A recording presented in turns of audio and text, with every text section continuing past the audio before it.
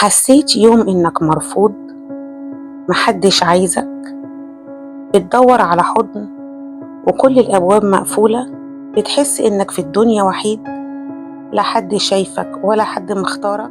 النبي محمد صلى الله عليه وسلم وهو لسه رضيع صغير، مفيش واحدة من نساء بني سعد وافقت ترضعه.